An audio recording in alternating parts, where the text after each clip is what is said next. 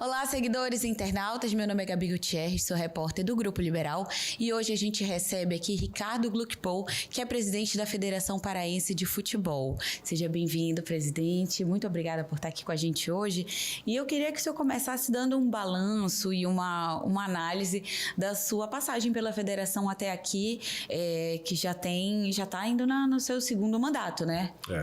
Bem, olá, Gabi. Para mim é um privilégio também estar aqui, vamos falar de futebol, sempre bom. A federação, ela está, na realidade, esse primeiro mandato encerra 29 de junho de 2026. Então ainda tem 8 meses mais ou menos para fechar esse primeiro ciclo, né?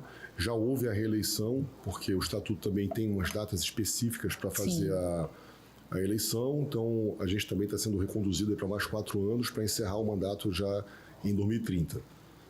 Mas dá para fazer um balanço já, é um balanço bem positivo na minha visão, né? A gente, quando entrou na federação, tinha uma clara necessidade de fazer o futebol acontecer na base, principalmente, né? Então, ou seja, a gente tinha eram 5 competições por ano só. Você tinha um profissional masculino, o feminino, aí você tinha um sub-20, um sub-17. Qual era a quinta competição? Eram 5 competições que eu sei, por ano. A segundinha, a famosa segundinha, que a gente já remodelou, né? E isso... Então, ou seja, e quando você pegava num ranking de federações, por exemplo, se for um estudo que eu fiz na época, o Pará era o último lugar no Brasil no ranking de competições, ou seja, era o estado que menos proporcionava competições. Você tem uma ideia, empatada com Acre e Rondônia. Se pegar, por exemplo, o estado de São Paulo, faz 35 competições por ano. O Rio de Janeiro faz, sei lá, 70 competições por ano. E você não podia conceber que o Pará, né, com o tamanho, né, da importância, não só na região, mas nacionalmente, está estacionado. Isso trazia uma série de prejuízos para o futebol. Principalmente, a base, ela depende muito do atleta, da minutagem do seu atleta. Sim. Então, eu quando fui presidente do Paysandu, eu respondia muito essas perguntas. Falei assim, cara, por que não usa os atletas da base, né? E aí, o torcedor tem aquelas fantasias, né? Esse é esquema com o empresário, o técnico tem preconceito, não gosta de atleta paraense e não sei o quê. Na realidade, aí é muito dura essa resposta, é porque eu sabia a base que eu tinha. Ou seja, uma base que não tinha minutagem. Em que sentido eu estou dizendo isso? Por exemplo, um atleta, ele chegava aí aos seus 18, 19 anos, que é mais ou menos a ideia, quando você faz a transição do amador para o profissional, com 15, 20 jogos na carreira, Gabi. Inteira, é muito pouco. Para você ter uma ideia, mas qual é o número mágico? Olha, menos de 100 não é. Então, às vezes a gente trazia atleta de base de outros clubes, né? Uma vez a gente trouxe um atleta, que eu lembro que era da base do Palmeiras. Aí foi um questionamento interno. Mas por que vai trazer atleta de base de outro local se tem atleta da base do Pará? Porque esse atleta da base do Palmeiras estava com 200 jogos na carreira e o nosso com 15, 20. Então isso trazia um prejuízo muito grande para o futebol paraense. Então acho que essa era, assim, o nosso maior foco era esse. E a gente também imaginava e focava muito na recuperação da credibilidade do Pará, né, na CBF e como uma interlocução nacional, que não era. Nós éramos realmente muito invisíveis, vamos dizer assim, para as questões nacionais. Então, o trabalho foi feito, né? A gente chegou ano passado numa marca de mais de 1.000 jogos realizados na base. Hoje a Pará tem 35 competições. Na verdade, 37 competições. Esse ano de 2026 a gente deve ultrapassar as 40 competições. Você imagina, sair de 5 para 40 competições. É muita coisa.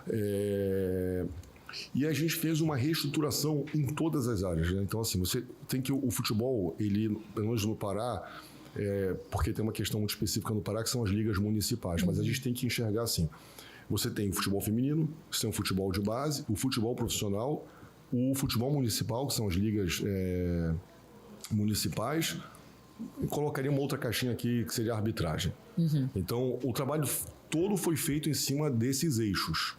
Na arbitragem, uma renovação sem precedência. Você tem uma ideia, a gente renovou 80% do quadro, um evento muito corajoso, porque obviamente que quando você traz árbitros novos, né, para você ter uma ideia, no nosso Campeonato Paraense de 2023, a gente teve árbitros que apitaram pela primeira vez no profissional. Já vinham de outros trabalhos, mas nunca tinham apitado profissional. Mas foi uma aposta nossa de renovação, né? E de treinamento, etc. E os resultados começaram a aparecer. Então, 3 anos depois, a gente tem já hoje árbitro nosso fazendo Série A do Campeonato Brasileiro de Futebol, Série B, C, fazendo finais, né? Por exemplo, o Fernando Thor fez a final da Série D esse ano, por exemplo, né? A Gleica fez Corinthians e Flamengo numa Série A feminina. E várias outras. Então, esse trabalho da arbitragem foi muito interessante. Investimento em tecnologia, trouxemos o VAR próprio, uma das poucas federações que tem o próprio VAR do Brasil, acho que, se não me engano, são 6 ou 7, então o Pará está muito bem posicionado aí. No futebol profissional, criamos mais competições, então a gente tem hoje a Supercopa Grão-Pará, a Copa Grão-Pará, a Série A1, A2 e A3, a Copa Oeste, vamos lançar agora a Copa Sul e Copa do Nordeste, profissional. Sim. E importante falar disso, porque no cenário de 5 competições por ano, você pegava a taça, né, o Campeonato Paraense de Futebol, 93% ele foi vencido por Paysandu e Remo. Então, o que acontecia? O troféu não chegava nos clubes nossos filiados. E nas outras regiões do estado. E nas outras regiões do estado, exatamente. E o clube vive de troféu. Então, a ideia de você criar mais competições, por exemplo, a Copa Grão-Pará, ela é muito legal, porque é como se o estadual se dividisse no meio em determinado momento. O clube que vai parando de jogar, ele continua tendo o calendário, né, porque ele passa para a Copa Grão-Pará, e aí democratiza as taças. Então você vê, na minha gestão mesmo, a gente teve já Águia campeão, né, Paysandu, Remo, Tuna. Então você vê essas taças saindo, né, de uma pequena elite e sendo distribuída. Você tem que ver a alegria. Lá em Marabá, por exemplo, o Águia foi o primeiro clube a unificar as 3 competições. Né? Tem o estadual, tem a Copa Grão-Pará e a Supercopa Grão-Pará. Então isso é muito importante. E essa reestruturação da Série A1, A2 e A3, Gabi, ela é a maior revolução da nossa gestão. Ela é difícil de explicar assim rapidamente, mas é importante que as pessoas acompanhem as consequências dessa transformação. Você tem uma ideia?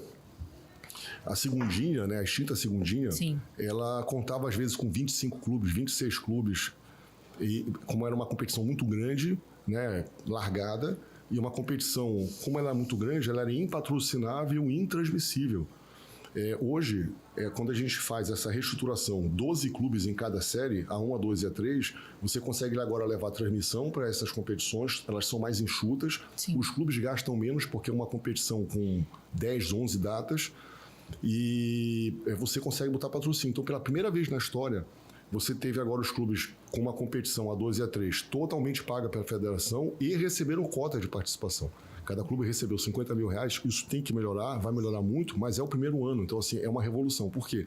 Quando você pega no modelo antigo, uma competição dessa de 26 clubes, por exemplo, você pega assim, a Série A1, ela tem uma logística de 12 clubes que custa mais ou menos R$1,5 milhão. Se você projetar isso para 26 clubes, R$3 milhões. Pega os últimos 10 anos, R$30 milhões. Gastos pelos clubes. Porque a federação não tinha patrocínio, não pagava a competição. Então, você imagina o que é. Um clube... isso explica até porque alguns clubes grandes, tradicionais do Pará, sucumbiram, né, e sumiram. Porque eles foram indo a boca rota, essa que é a grande verdade. Então, eles saem agora de uma curva, né, de descendente de gastos e prejuízo para começar a pelo menos não gastar mais dinheiro com a competição e receber, e aí começa um movimento de sustentabilidade. Isso. Então, esse é o grande... no futebol feminino, tinha uma competição, hoje tem 8. Na verdade, você não vai fechar com 10 competições. A base, então a gente tem hoje sub-15 jogando, sub-17 jogando, sub-20 jogando. É uma competição muito mais abrangente, né? Muito mais inclusiva. No futebol municipal, né, esse ano a gente está começando com a Superliga, então a federação hoje ela banca 80 competições nos municípios do estado do Pará, e depois no primeiro semestre, e no segundo semestre ela banca um grande intermunicipal que começou inclusive nesse final de semana, no extremo sul e no oeste do Pará, com mais de 100 seleções, envolve mais de 20 mil atletas, é uma competição gigantesca. E ela com um conceito interessante, porque ela é a primeira competição que está sendo paga com o dinheiro privado, perfeito, de grandes empresas como a Google. Você consegue imaginar, a Google ela tem 3 ou 4 projetos no Brasil de futebol. Esse é um deles. Então, A gente conseguiu levar para a Google também um discurso de sustentabilidade, de futebol comunitário, né, de um futebol mais inclusivo, e a Google está estampando, virou parceira da federação. Então, eu achei isso realmente muito relevante. Então, na realidade, são essas as evoluções, e os próximos passos, naturalmente, são agora você cuidar eu chamo assim, dessas caixinhas. Então, você já tem uma caixinha da base. Consolidada, né? Tem mais 30 competições de base. Então, agora, o que tem que fazer? Melhorar os jogos, melhorar as competições, modernizar, mas ela está lá, está criada a estrutura. As competições profissionais estão lá, Série 1, A2, A3, Supercopa Grão-Pará, Copa Grão-Pará. Por exemplo, a Supercopa Grão-Pará, ela pode melhorar muito, ela pode pagar uma premiação maior, ela pode, ela pode ser um programa de TV. Na verdade, a gente imaginou ela para que fosse um programa de televisão, para que fosse um jogo mais festivo, porque é o início da temporada, então a gente também vai melhorar isso. Para dar uma movimentada também, criar essa... Então, assim, as caixinhas estão criadas. Agora, cuidar para que elas se solidifiquem, né? Se desenvolvam, se desenvolvam melhor. Então, legal. Então, é um balanço bastante positivo, claro, com algumas reflexões, alguns problemas que nós tivemos de competições que foram paralisadas, né, pelo Tribunal de Justiça Desportiva, em razão de algumas situações que não poderiam acontecer. Como é que o senhor observa essas paralisações? Porque isso, me corrija se eu estiver errada, é uma coisa que eu observo que tem acontecido com a gente aqui no Pará com uma certa frequência. A gente sempre tem alguma questão de algum time que tem um jogador ali que está irregular, ou que tem alguma questão de transferência, às vezes, de jogador, de um time para outro. E como é que o senhor observa isso?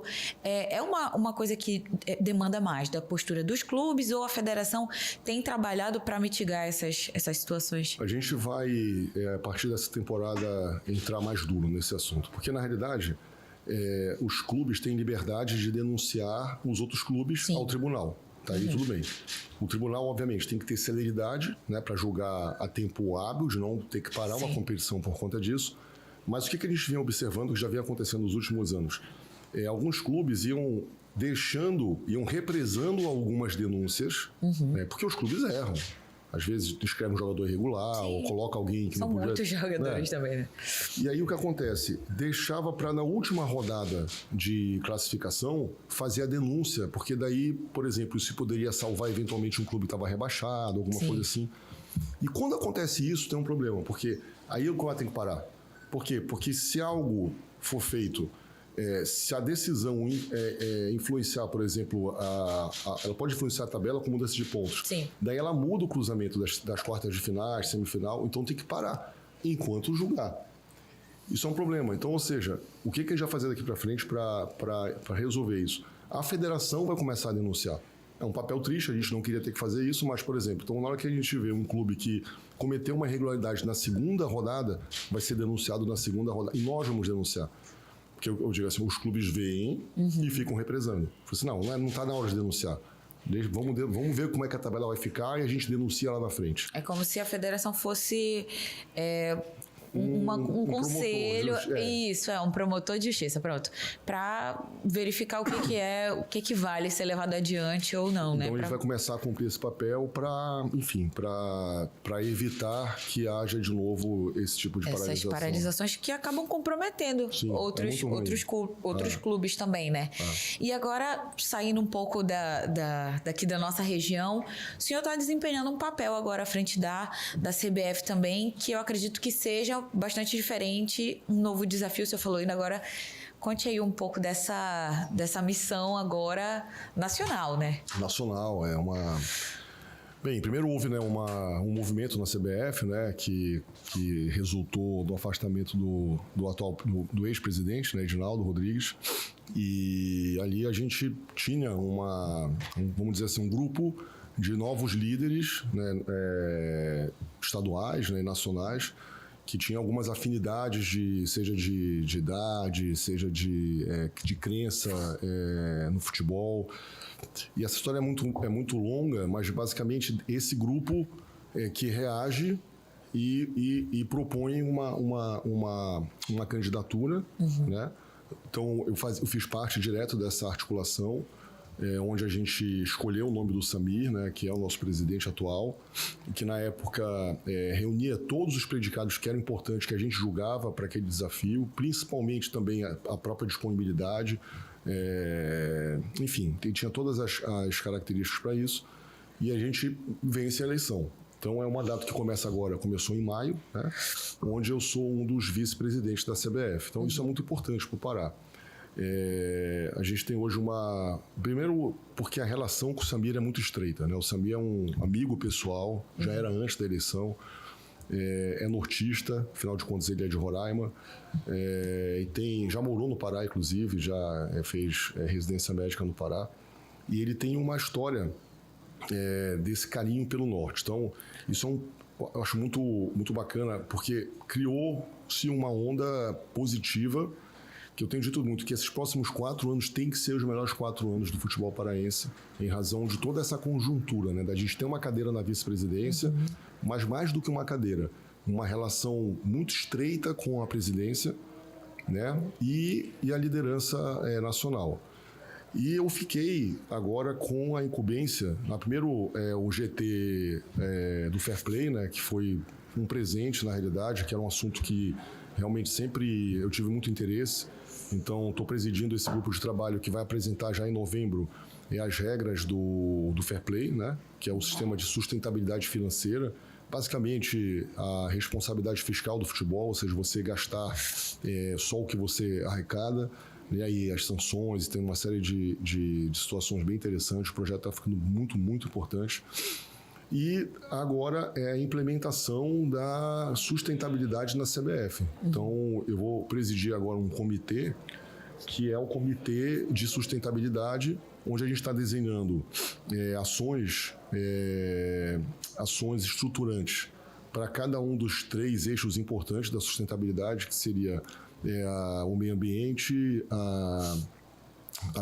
o eixo de governança e o eixo social. Sim. Então, para cada uma área dessa, a gente vai ter 2 ou 3 ações estruturantes, além de uma série de outras ações complementares. E estamos criando também a ODF, baseado e inspirado nas ODS da ONU, né, que são os Objetivos da Sustentabilidade. A gente criou os Objetivos do Futebol, que na realidade é um compromisso, são valores, é uma espécie de bússola de decisão para as ações sustentáveis da CBF, em cima de 15 ODFs, que vamos lançar, inclusive, aqui na COP no dia 12 de novembro, no pavilhão do Pará. Portanto, terá ali uma ação da CBF lançando as ODFs do futebol e a nossa agenda sustentável. Ah, legal. E agora, o senhor falou que a expectativa é que os próximos anos sejam bastante prósperos aqui para o futebol paraense. E a gente não pode deixar de comentar o que tem o cenário hoje, que a gente vê aí o Remo já praticamente encaminhado lá em cima na tabela, o Paysandu encaminhado também para uma outra série, mas não tão positivo, né, para a torcida bicolor. Então, como é que você observa hoje os principais representantes aí do futebol paraense e essa situação que a gente encontra aí, que já está ali com a sua Série A já bastante ali na mira, e o Paysandu, que o senhor também já presidiu em algum momento e hoje está ali retornando. O senhor espera que nos próximos anos a gente possa talvez ter os dois aí competindo uma Série A ou talvez, sei lá, se encontrando de novo na B? Como é que o senhor observa o futebol de Remo e Paysandu hoje aqui no estado? Olha, primeiro, acho que é importante a gente falar um pouco também do calendário brasileiro, que trouxe para o Pará mais uma vaga da Copa do Brasil, por exemplo. Então, isso é muito importante. Vai ter mais um clube paraense disputando competição nacional. Antes de falar de Paysandu e Remo, também é muito importante a gente falar um pouco da Tuna, do Águia, que são clubes que disputaram a Série D, vão disputar esse ano. E a gente tem também muita esperança que esse ano bateu muito na trave uma situação da Tuna. O Águia acabou também tropeçando na rodada final, mas eu acho que eles têm muito potencial para chegar numa Série C. Então, acho que isso é muito importante, porque você abre mais uma vaga para a Série D. Eu imagino que em 2, 3 anos nós tenhamos essa condição já, de ter mais um clube ascendendo da D para C, né? Paysandu e Remo vivem momentos opostos, né? O Remo fez um trabalho brilhante, é importante destacar a gestão do futebol do Remo, que realmente esse ano foi extraordinária. Eu acho que o Tonhão está de parabéns, porque também passou por momentos difíceis já no passado e foi resiliente, né? E futebol, realmente, às vezes a gente cobra muito curto prazo, você também tem que ter essa paciência. Essa resiliência para levar, para entender. Você sabe o que tá. Eu sempre falo assim, que futebol é quarto de casal, porque só sabe quem está lá dentro o que acontece, dentro do vestiário, sabe? Então, a gente que está fora tem várias ideias, várias soluções, várias críticas. E essa pressão, às vezes, atrapalha muito. Então, assim, você tem que ter muita resiliência para poder saber conduzir. Porque você que está lá dentro, você sabe o que está acontecendo. Então, o Tonhão está de parabéns. O Paysandu passa por um momento realmente muito delicado. Vai jogar uma Série C novamente, né, em 2026. E a gente espera que, acho que potencial, os dois têm para estar na Série A. Tanto que o Remo vai confirmar, se Deus quiser, o Remo sobe esse ano também. E tem que subir para ficar. Eu acho que, sabe, você pega... o estádio que a gente tem, né, o Mangueirão, a paixão dessa torcida, a frequência dessa torcida. Então, acho que tem tudo para chegar e ficar. E o Paysandu tem o seu caminho também para, né, se recuperar e morder de novo uma Série B para chegar na Série A. Acho que os dois têm que querer ficar na Série A, que eu acho que é o tamanho que os dois clubes merecem, o espaço que eles merecem. Pensa alto, né? E agora, a gente, falando sobre o brasileiro, a gente ouve por aqui que agora alguns clubes no Brasil estão tendo aí títulos que estão sendo reconhecidos agora, né? O Remo é um desses times que o Remo e a Tuna, né? Tuna também. Tá passando por esse processo aí. E o que pode ser, de fato, nomeado ao clube do Remo, a Tuna e a fofoca aí entre as torcidas é que talvez o Remo até passaria o Paysandu aí em títulos na questão nacional, né? Fora estadual. E é verdade? Pode passar? Como é que vai funcionar essa... Eu parei de fazer essas contas de título quando eu saí do Paysandu. Eu te confesso que eu não sei como é que tá. Mas o Remo, ele montou uma comissão, né? Que é uma comissão de pesquisadores. Perfeito, fui atrás de alguns campeonatos que o Remo jogou na década de 60 e 70, se não me engano, mais 70. Apresentou essas competições para que a CBF as reconheça. Então, por exemplo, uma que eu sei, com certeza, é de 71, por exemplo, onde o Remo foi campeão de um Norte e Nordeste. Né? Então, lá tem toda a competição, eles têm a tabela, tem as súmulas, e tem toda a documentação para que a CBF faça esse reconhecimento. Então, tem aí umas 3 ou 4 competições que o Remo juntou, né, e já apresentou à federação, né, e a federação já encaminhou para a CBF. Mas eu, por exemplo, nessa semana, eu já estarei na CBF cuidando pessoalmente disso. Então, eu acho que o que é do Pará tem que ficar no Pará, tem que trazer essas competições para serem sim reconhecidas. E tem a Taça de Prata da Tuna Luso brasileira também, onde a gente está fazendo um trabalho muito parecido com o do Curitiba, que também teve uma competição nacional. A Taça de Prata ela equivale à Série B, né, do Campeonato Brasileiro. Então, também se pleiteia que a Tuna receba esse reconhecimento. Então, a gente vai lutar. Eu tenho certeza que isso vai virar. Tá tudo muito bem documentado, então não tem por que a CBF... não reconhecer, e isso vai ser muito legal para o Pará, com certeza. Legal. E agora falando do futebol feminino, fugindo um pouco dessa pauta do masculino e do profissional que a gente acompanha, mas aí na grande mídia, mas o futebol feminino também. O senhor falou, né, sobre o aumento aí das competições que as meninas têm prestado aqui no estado, e o que mudou hoje no futebol feminino e o que o senhor ainda acha que precisa se aperfeiçoar para que a gente consiga ter daqui grandes talentos até para uma seleção? O futebol feminino, ele realmente é um desafio, sabe? A gente criou umas competições, né, que eu acho que essa é a principal, na realidade, na época, era o principal pleito, que era a principal necessidade, que era criar competições para eles poderem se movimentar. Só que fazer futebol é caro, né? Então, ou seja... O que a gente tem refletido hoje, pensado, e eu acho que esse é o atual grande desafio do futebol feminino no Pará, é de encontrar o financiamento para manter essas atividades. Né? Seja através de lei de incentivo, seja através de patrocínio direto, seja através de fomento da federação. É importante destacar que essas competições todas, elas são pagas pela federação. A federação paga do delegado ao árbitro, toda a estrutura, mas manter o projeto é caro. Então, eu conheço todos os presidentes dos clubes menores, principalmente, que jogam essas competições, e é muito desafiante. Por exemplo, você tem o Cabanos, que é o Marco, que é um grande guerreiro do futebol. Cara, ele leva isso no braço, sabe? Então, assim, é caro fazer futebol, é caro manter essa estrutura. Então, acho que o nosso maior desafio é esse. É tentar fazer, por exemplo, que a competição profissional também venha a ter cota de participação, né? Para eles poderem receber valores para jogar a competição. Mas, sobretudo isso, da gente criar um mecanismo de sustentabilidade para a atividade. E eu acho que, superando isso, a gente consegue pensar um pouco mais alto, porque aí as competições nós já temos, né? A estrutura de campo, bem ou mal, você tem aí o Souza, o Bainão, a Curuzu, o próprio Mangueirão. Eu acho que isso não tem sido o maior problema. O maior problema hoje é encontrar meios para que haja uma sustentabilidade dos projetos. Legal. Agora lembrei, presidente, a gente estava já no outro rumo da conversa, mas lembrei que agora está rolando também uma possibilidade de que Belém receba um jogo da Libertadores, isso, né? A final, por sinal. Né? E aí, Belém tem recebido alguns jogos, né? Recebeu já a seleção no ano passado? Foi?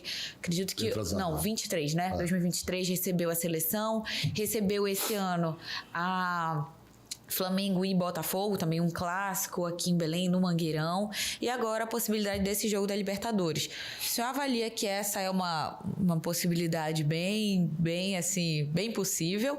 E o que o senhor acha de receber esses jogos aqui em Belém? O que o senhor vê de mais importante em ter Belém como um polo, embora não tenha, por exemplo, na Libertadores não tenha nenhum competidor paraense nesse campeonato? A competição, a Libertadores... Bem, primeiro, isso é uma política nossa, né? De tentar sempre oferecer Belém para grandes eventos. Então, realmente, você citou aí, ainda teve também um jogo do Campeonato Carioca, né? Flamengo e Sampaio. Foi isso. E a gente tem aí outros eventos engatados também já, que a gente vem conversando para serem realizados em Belém. A Libertadores está tendo um problema em Peru, né? Em Lima, onde é a final. E a Conmebol já deu a entender em alguns momentos que ela pode tirar o jogo de lá. Sim. A gente torce para que as coisas se resolvam lá, né? Afinal de contas, não é um problema só do futebol, é um problema público, social, né? Social. Mas em não havendo condições de fazer, Belém já foi por nós oferecida também, a Conmebol e a CBF. E a gente usa um argumento muito forte, né? Que seja também da Conmebol uma ação para homenagear também a COP30, né? Ou seja, esse jogo é uma semana depois do encerramento da COP. Eu acho que fazer o jogo na Amazônia seria representativo, afinal de contas o Peru também é amazônico. Então você está saindo de um bioma amazônico para outro, né? E tirar dessa estrutura, eu acho que... Então, agora, temos competidores fortes também, né? Brasília se candidatou. Brasília tem um trunfo, né, que é mais central. Brasília tem um estádio com mais, se não me engano, são 12 ou 13 mil pessoas a mais para você poder vender ingresso. Então, cada um tem as suas armas, a gente tem a nossa aqui, bora ver como é que... Até quando deve ter essa resposta? Olha, eu acho que tem que ser logo, né, porque... A COP já está na porta, né? Então... Esse jogo, se não me engano, é 28 de novembro ou 27. Até organizar a logística e tudo mais. Então, a Conmebol tem que bater o martelo. Urgente para, né... Mas essas outras competições que a gente já recebeu aqui, o senhor acha que o que tem de mais importante de Belém receber esses eventos como esse jogo do Flamengo aí contra o São Paulo? Primeiro é o seguinte, um percentual da renda fica com a gente, é 5%. Então, um jogo desse de 12 milhões, o último jogo foram 12 milhões de arrecadação. Então, você tem uma receita bastante considerada e a gente tem uma política de investir integralmente no fomento da base. Então, por si só, esse já é um jogo que traz esse tipo de contrapartida.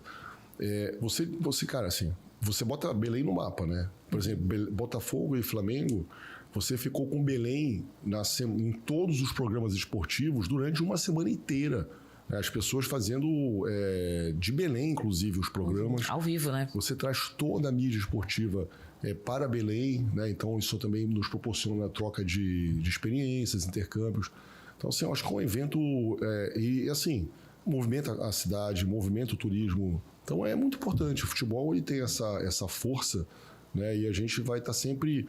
Porque a gente hoje tem um trunfo muito grande que é o Mangueirão, né? O Mangueirão é um estádio hoje extremamente moderno, dotado de tudo que a FIFA exige, Conmebol. Então, a gente tem que estar nessa política de trazer esses grandes eventos para o Pará. Excelente. Você acha que a gente tem mais alguma coisa para destacar? Não sei. Acho que a gente... Futebol é uma resenha que se deixava... É verdade, porque já está acabando o nosso tempo. E eu queria lhe agradecer a sua presença. Agradecer aqui o nosso bate-papo e agradecer também que acompanhou a gente até aqui. Para ler essa nossa entrevista na íntegra, é só acessar oliberal.com e também nos nossos jornais impressos, O Liberal e Amazônia. Até a próxima.